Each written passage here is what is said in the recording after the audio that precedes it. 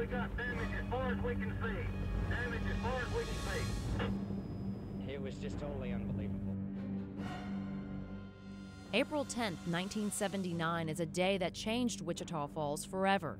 Wind force slowly, we've got lots of damage, heavy damage. The tornado cut a path through the town 47 miles long and 1 mile wide. Nearly 3,000 homes were destroyed, 850 people hurt, and 45 people killed. I made a call home to my son, and he said, "Mom, there is a bad storm coming, so please take cover." This is Isla Benson right after the tornado hit. I can remember everything. I mean, it just seems like it might have been a day or two ago. And this is Isla today. It just felt like it was just going to pick you up and take you with it. Isla was working at Southwest Bank that day. When word of the tornado spread, she and several others hid inside a bank vault. She says she tried to remain calm, but couldn't help fear the worst.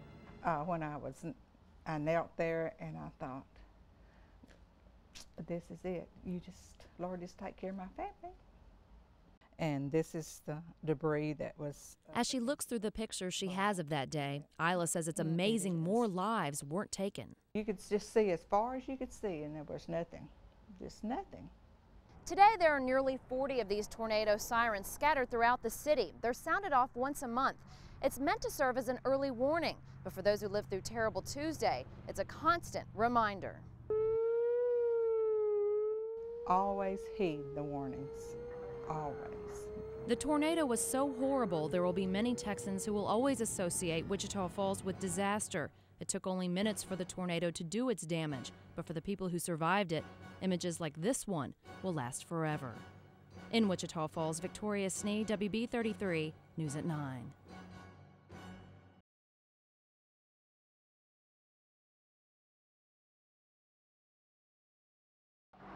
Anyone in the sound of my voice, there is a tornado on the ground. The tornado was so devastating, there was little left of Wichita Falls when it was over. Thousands of homes were destroyed, hundreds of others injured, and 45 people lost their lives. Damage as far as we can see. But today isn't just the 20-year anniversary of Terrible Tuesday. It's also the anniversary of the death of Margie Harbor's husband, Ron. She and several others were able to hide under a car as the tornado blew over them. Her husband wasn't so lucky. And I said, "Is my husband dead?" And she kind of hedged. I said, "He's laying right up there in a pair of blue jeans and he's dead now, isn't he?" And she said, "Yes." The two were married 10 years, and not a day goes by that she doesn't think about him.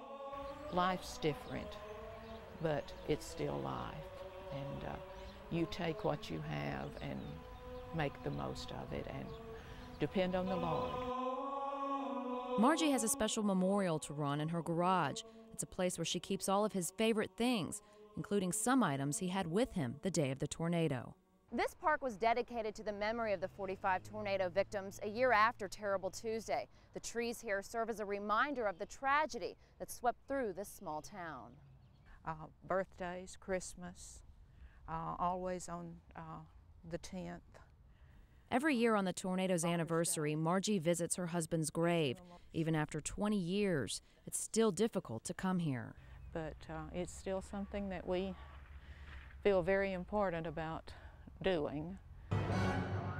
It's taken several years for Wichita Falls to rebuild, but the damage it's done to the sense of security here may never be repaired.